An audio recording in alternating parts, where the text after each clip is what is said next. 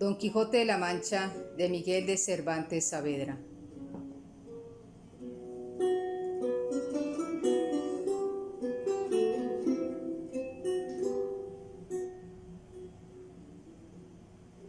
Entrega 31.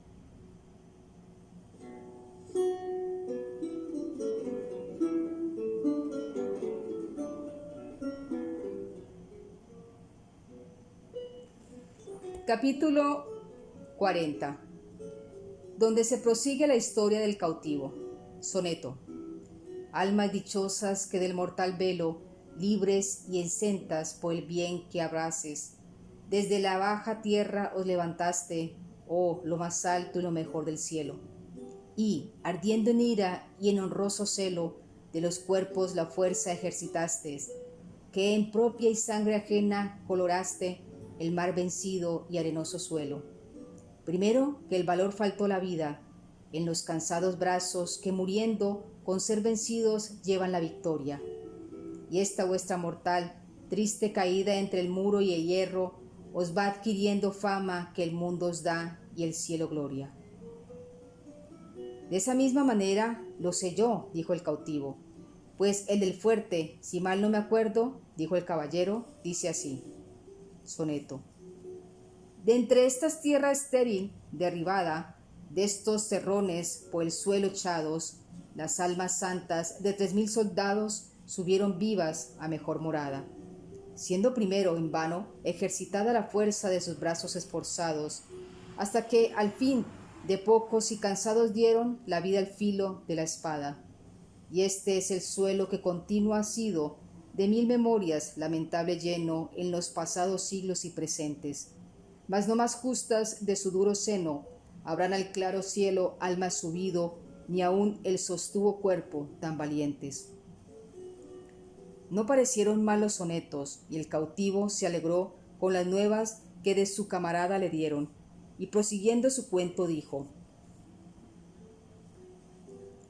rendidos pues la coleta y el fuerte, los turcos dieron orden en desmantelar la goleta, porque el fuerte quedó tal que no hubo que poner en tierra, y para hacerlo con más brevedad y menos trabajo, la minaron por 3 partes, pero con ninguna se pudo volar lo que parecía menos fuerte, que eran las murallas viejas, y todo aquello que había quedado en pie de la fortificación nueva que había hecho el Fratín, con mucha facilidad vino a tierra. En resolución, la armada volvió a Constantinopla, triunfante y vencedora, y de allí a pocos meses murió mi amo el Uchalí, al cual llamaban Uchali Fartax, que quiere decir en lengua turquesa el renegado tiñoso, porque lo era, y es costumbre entre los turcos ponerse nombre de alguna falta que tengan o de alguna virtud que en ellos haya. Y esto es porque no hay entre ellos sino 4 apellidos de linajes que descienden de la casa otomana, y los demás, como tengo dicho, toman nombre y apellido ya de las tachas del cuerpo y ya de las virtudes del ánimo. Y este tiñoso bobó de Remo, siendo esclavo del gran señor, 14 años, y a más de los 34 de su edad renegó, de despecho de lo que un turco, estando al ramo, le dio un bofetón, y por poderse vengar dejó su fe, y fue tanto su valor que, sin subir por los torpes medios y caminos que los más privados del gran turco suben, vino a ser rey de Argel, y después a ser general de la mar, que es el tercer cargo que hay en aquel señorío. Era calabrés de nación, y moralmente fue hombre de bien, y trataba con mucha humanidad a sus cautivos, que llegó a tener 3000, los cuales, después de su muerte, se repartieron, como él lo dejó en su testamento, entre el gran señor, que también es hijo heredero de cuantos mueren, y entra a la parte con los más hijos que deja el difunto, y entre sus renegados. Y yo cupe a un renegado veneciano que, siendo grumete de una nave, le cautivó el Uchalí, y le quiso tanto, que fue uno de los más regalados garzones suyos. Y él vino a ser el más cruel renegado que jamás se ha visto. Llamábanle Hassan Agá, y llegó a ser muy rico y a ser rey de Argel, con lo cual yo vine de Constantinopla, algo contento por estar tan cerca de España, no porque pensase escribir a nadie el desdichado suceso mío, sino por ver si me era más favorable la suerte en Argel que en Constantinopla, donde ya había probado 1000 maneras de huir, y ninguna tuvo sazón ni ventura. Y pensaba en Argel buscar otros medios de alcanzar lo que tanto deseaba, porque jamás me desamparó la esperanza de tener libertad. Y cuando en lo que fabricaba, pensaba y ponía por obra, no correspondía el suceso a la intención, luego, sin abandonarme, fingía y buscaba otra esperanza que me sustentase, aunque fuese débil y flaca. Con esto entretenía la vida, encerrando en una prisión o casa que los turcos llaman baño, donde encierran los cautivos, cristianos, así los que son del rey como de algunos particulares, y los que llaman del almacén, que es como decir cautivos del consejo, que sirven a la ciudad en las obras públicas que hace en otros oficios. Y estos tales cautivos tienen muy dificultosa su libertad, que, como son del común y no tienen amo particular, no hay con quien tratar su rescate, aunque le tengan. En estos baños, como tengo dicho, suelen llevar a sus cautivos algunos particulares del pueblo, principalmente cuando son de rescate, porque allí los tienen holgados y seguros hasta que venga su rescate. También los cautivos del rey, que son de rescate, no salen al trabajo con las demás chusma, sino es cuando se tarda su rescate, que entonces, por hacerles que escriban por él con más ahínco, les hace trabajar e ir por la leña con los demás, que es un no pequeño trabajo. Yo pues era uno de los de rescate, que, como se supo que era capitán, puesto que dije mi poca posibilidad y falta de hacienda, no provecho nada para que no me pudiesen en el número de los caballeros y gente de rescate. Pusiéronme una cadena, más por señal de rescate que por guardarme con ella. Y así pasaba la vida en aquel baño, con otros muchos caballeros y gente principal, señalados y tenidos por de rescate. Y aunque el hambre y la desnudez pudiera fatigarnos a veces, y aun casi siempre, ninguna cosa nos fatigaba tanto como oír y ver a cada paso las jamás vistas ni oídas crueldades que mi amo usaba con los cristianos. Cada día ahorcaba al suyo, empalaba a éste, desorejaba a aquel, y esto por tan poca ocasión y tan sin ella, que los turcos conocían que lo hacía no más de por hacerlo, y por ser natural condición suya, ser homicida de todo el género humano. Solo libró bien con él un soldado español llamado tal de Saavedra, el cual, con haber hecho cosas que quedarán en la memoria de aquellas gentes por muchos años, y todas por alcanzar libertad, jamás le dio palo, ni se lo mandó dar, ni le dijo mala palabra, y por la menor cosa de muchas que hizo, temíamos todos que había de ser empalado, y así lo temió él más de una vez. Y si no fuera porque el tiempo no da lugar, yo dijera ahora algo de lo que ese soldado hizo, que fuera parte para entretenerlos y admirarlos harto, mejor que con el cuento de mi historia. Digo pues que encima del patio de nuestra prisión caían las venturas de la casa de un moro rico y principal, las cuales, como de ordinario son la de los moros, más eran agujeros que ventanas, y aun éstas se cubrían con celosías muy espesas y apretadas. Acaeció, pues, que un día, estando en un terrado de nuestra prisión con otros 3 compañeros, haciendo pruebas de saltar con las cadenas, por entretener el tiempo, estando solos, por aquel todos los demás cristianos habían salido a trabajar, alcé acaso los ojos y vi por aquellas cerradas ventanillas que dicho parecía una caña, y al remate de ellas puesto un lienzo atado, y la caña se estaba blanqueando y moviéndose, casi como si hiciese señas que vengásemos a tomarla. Miramos en ello, y uno de los que conmigo estaba fue a ponerse debajo de la caña, por ver si la soltaban, o lo que hacían, pero, así como llegó, alzaron la caña y la movieron a los 2 lados, como si dijeran no con la cabeza. Volviéndose el cristiano y tornándola a bajar y a hacer los mismos movimientos que primero. Fue otro de mis compañeros y sucedióle lo mismo que al primero. Finalmente fue el tercero y avínole lo que al primero y al segundo. Viendo yo esto, no quise dejar de probar la suerte, y, así como llegué a ponerme debajo de la caña, la dejaron caer y dio a mis pies dentro del baño. Acudí luego a desatar el lienzo, en el cual vi un nudo, y dentro del baño venían 10 sinaníes, que son unas monedas de oro bajo que usan los moros, que cada una vale 10 reales de los nuestros. Si me holgué con el hallazgo, No hay para qué decirlo, pues fue tanto el contento como la admiración de pensar de dónde podía venirnos aquel bien, especialmente a mí, pues las muestras de no haber querido soltar la caña sino a mí, claro decían que a mí se hacía la merced. Tomé mi buen dinero, quebré la caña, volvíme al terradillo, miré la ventana y vi que por ella salía una muy blanca mano, que la abría y cerraba muy apriesa. Con esto entendimos o imaginamos que alguna mujer que en aquella casa vivía nos debía de haber hecho aquel beneficio y en señal de que lo agradecíamos hicimos salameas a uso de moros, inclinando la cabeza, doblando el cuerpo y poniendo los brazos sobre el pecho. De allí a poco sacaron por la misma ventana una pequeña cruz hecha de cañas y luego la volvieron a entrar. Esta señal nos confirmó en que alguna cristiana debía de estar cautiva en aquella casa, y era la que el bien nos hacía. Pero la blancura de la mano y las ajorcas que en ella vimos nos deshizo este pensamiento, puesto que imaginamos que debía de ser cristiana renegada, a quien de ordinario suelen tomar por legítimas mujeres sus mismos amos, y aún la tienen a ventura, porque las estiman en más que la de su nación. En todos nuestros discursos dimos muy lejos de la verdad del caso, y así todo nuestro entretenimiento desde allí adelante era mirar y tener por norte la ventana donde nos había aparecido la estrella de la caña. Pero bien se pasaron 15 días en que no la vimos, ni la mano tampoco, ni otra señal alguna. Y aunque en ese tiempo procuramos con toda solicitud saber quién era aquella casa, y si había en ella alguna cristiana renegada, jamás hubo quien nos dijese otra cosa, sino que allí vivía un moro principal y rico llamado Agui Morato,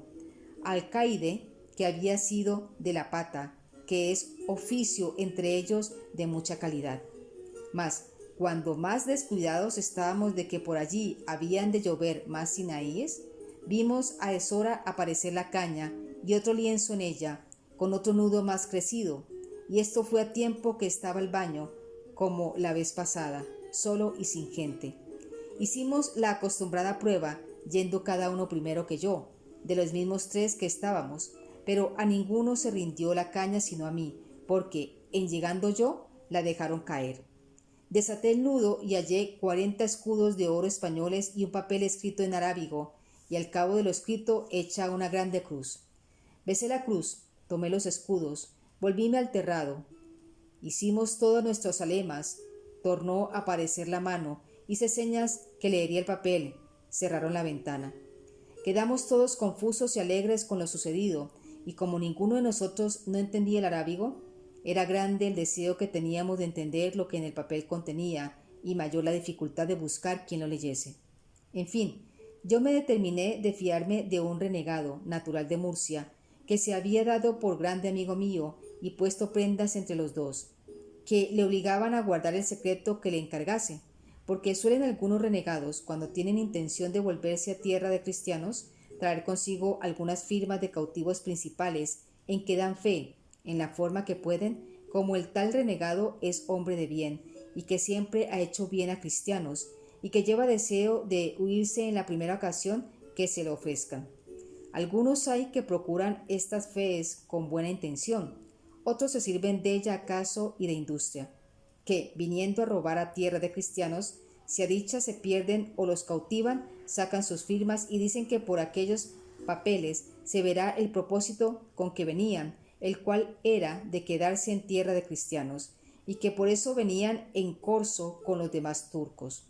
Con esto se escapan de aquel primer ímpetu y se reconcilian con la Iglesia sin que se les haga daño, y, cuando ven la suya, se vuelven a barbería a hacer lo que antes eran. Otros hay que usan de estos papeles y los procuran con buen intento y se quedan en tierra de cristianos.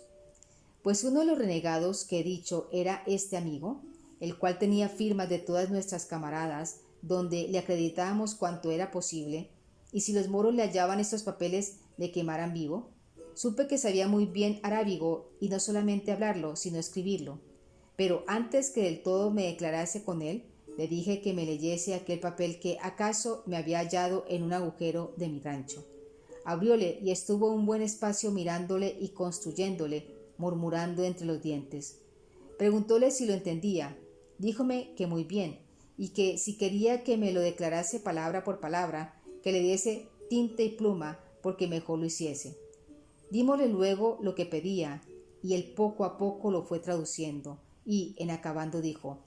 todo lo que va aquí es romance, sin faltar letra, es lo que contiene este papel morisco, y hace de advertir que a donde dice Lela Mariem quiere decir Nuestra Señora la Virgen María. Leímos el papel y decía así: cuando yo era niña, tenía mi padre una esclava, la cual en mi lengua me mostró la Salá cristianesca, y me dijo muchas cosas de Lela Mariem. La cristiana murió, y yo sé que no fue al fuego, sino con Alá, porque después la vi 2 veces y me dijo que fuese a tierra de cristianos a ver a Lela Mariem, que me quería mucho. No sé yo cómo vaya. Muchos cristianos he visto por esta ventana y ninguno me ha parecido caballero sino tú. Yo soy muy hermosa y muchacha y tengo muchos dineros que llevar conmigo. Mira tú si puedes hacer cómo nos vamos y serás allá mi marido si quieres, y si no quisieres, no me dará nada, que Lela María me dará con quien me case. Yo escribí esto, mira a quién lo das a leer, no te fíes de ningún moro, porque son todos marfuses. De esto tengo mucha pena, que quisiera que no te descubriera nadie, porque si mi padre lo sabe, me echará luego en un pozo y me cubrirá de piedras. En la caña pondré un hilo, ata allí la respuesta, y si no tienes quien te escriba arábigo, dímelo por señas, que Lela María hará que te entienda. Ella y Alá te guarden, y esa cruz que yo beso muchas veces, que así me lo mandó la cautiva. Mirad, señores, si esa razón, que las razones de aquel papel nos admirasen y alegrasen.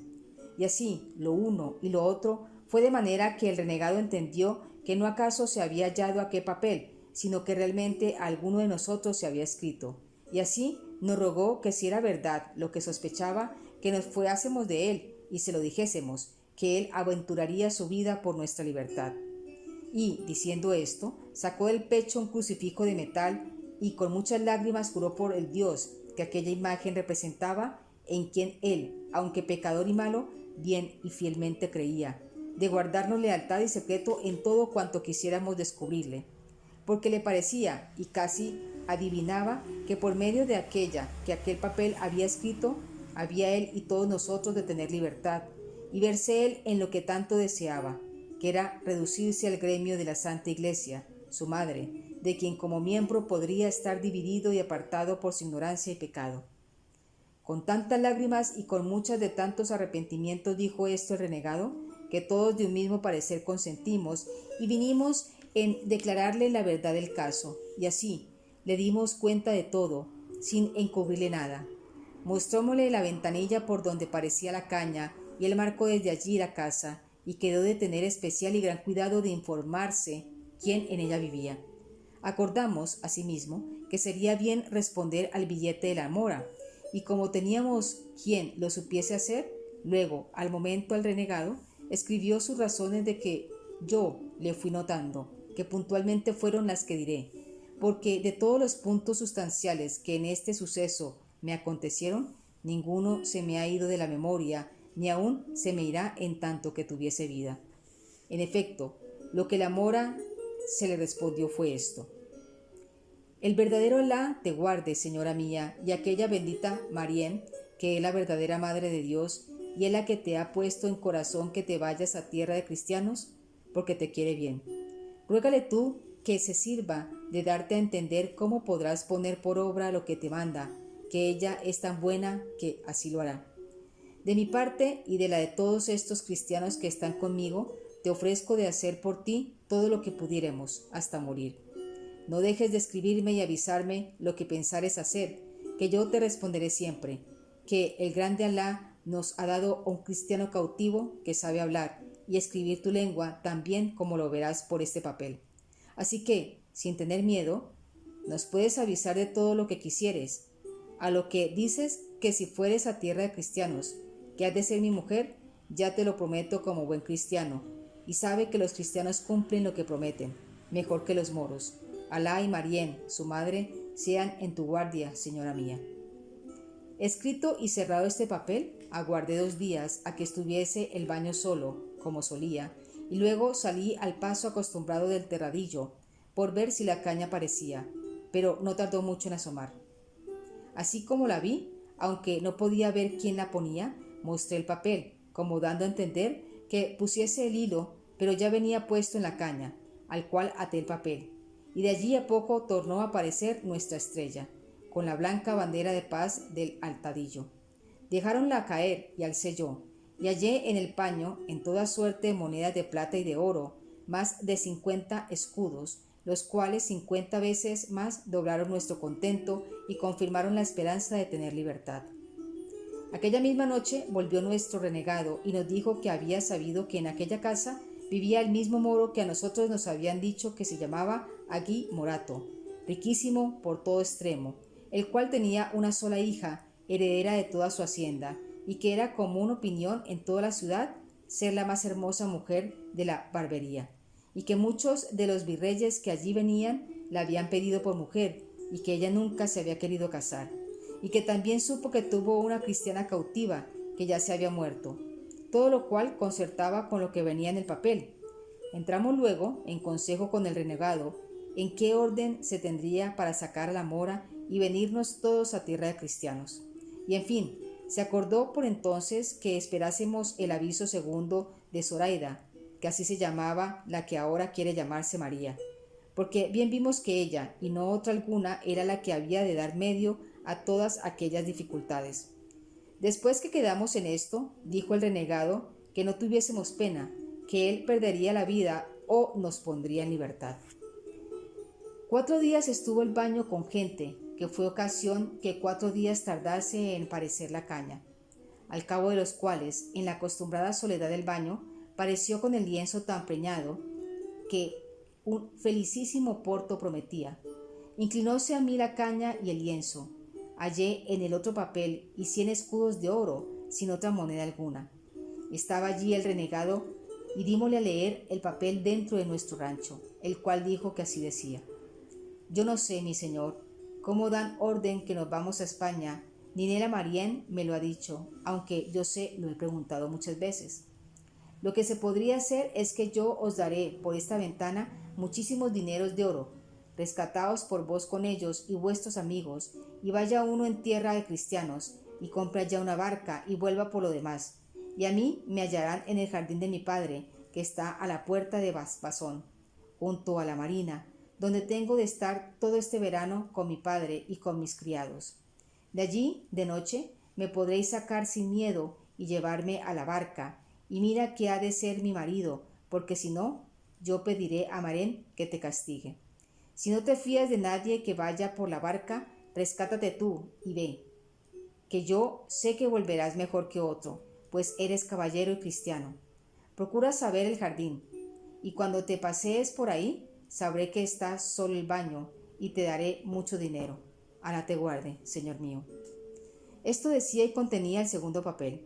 lo cual, visto por todos, cada uno se ofreció a querer ser el rescatado, y prometió de ir y volver con toda puntualidad, y también yo me ofrecía lo mismo, a todo lo cual se opuso el renegado, diciendo que en ninguna manera consentiría que ninguno saliese de libertad hasta que fuesen todos juntos, porque la experiencia le había mostrado cuán mal cumplían los libres las palabras que daban en el cautiverio, porque muchas veces habían usado de aquel remedio algunos principales cautivos, rescatando a uno que fuese a Valencia o a Mallorca, con dineros para poder armar una barca y volver por los que le habían rescatado, y nunca habían vuelto, porque la libertad alcanzada y el temor de no volver a perderla les borraba de la memoria todas las obligaciones del mundo. Y en confirmación de la verdad que nos decía, nos contó brevemente un caso que casi en aquella misma sazón había acaecido a unos caballeros cristianos, el más extraño que jamás sucedió en aquellas partes, donde a cada paso suceden cosas de grandes espantos y admiración. En efecto, él vino a decir que lo que se podía y debía hacer era que el dinero que se había de dar para rescatar al cristiano, que se le diese a él para comprar allí en Argel una barca, con achaque de hacerse mercader y tratante en Teurán y en aquella costa, y que, siendo el señor de la barca, fácilmente se daría traza para sacarlos del baño y embarcarnos a todos. cuanto más que si la mora, como ella decía, daba dineros para rescatarlos a todos, que estando libres era facilísima cosa aún embarcarse en la mitad del día, y que la dificultad que se ofrecía mayor era que los moros no consienten que renegado alguno compre ni tenga barca, sino es bajel grande para ir en corso, porque se temen que el que compra barca, principalmente si es español, no la quiere sino para irse a tierra de cristianos, pero que él facilitaría este inconveniente con hacer que un moro targarino fuese a la parte con él en la compañía de la barca y en la ganancia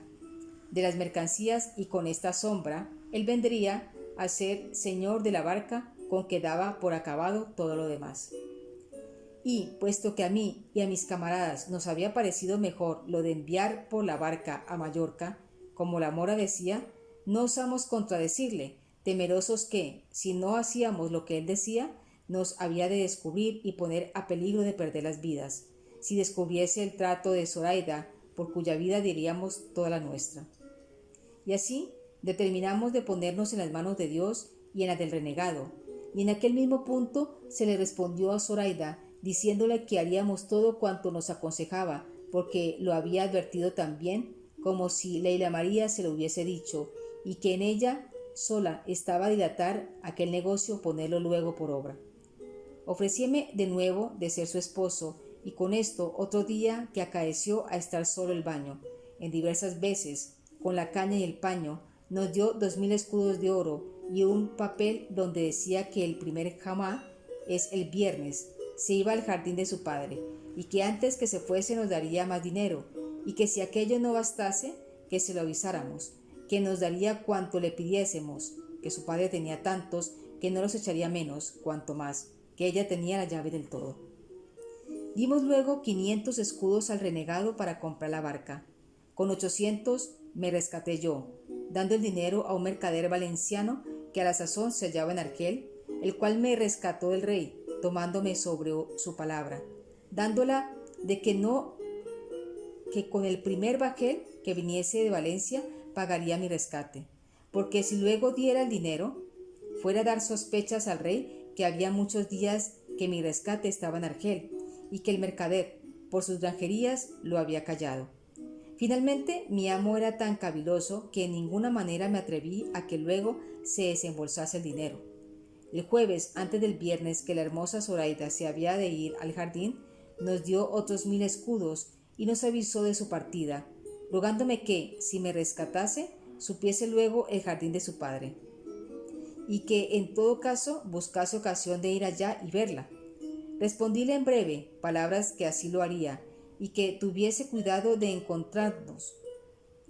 a Leila Marién, con todas aquellas oraciones que la cautiva le había enseñado.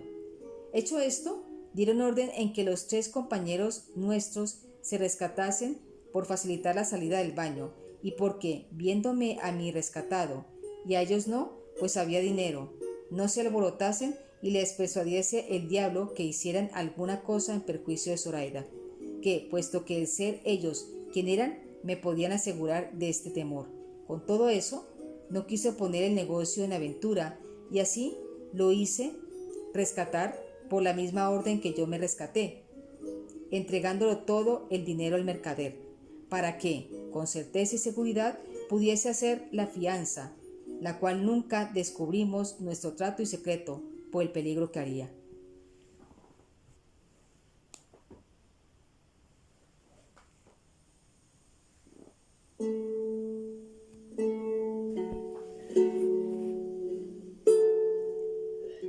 Y esperad vuestras mercedes la entrega 31.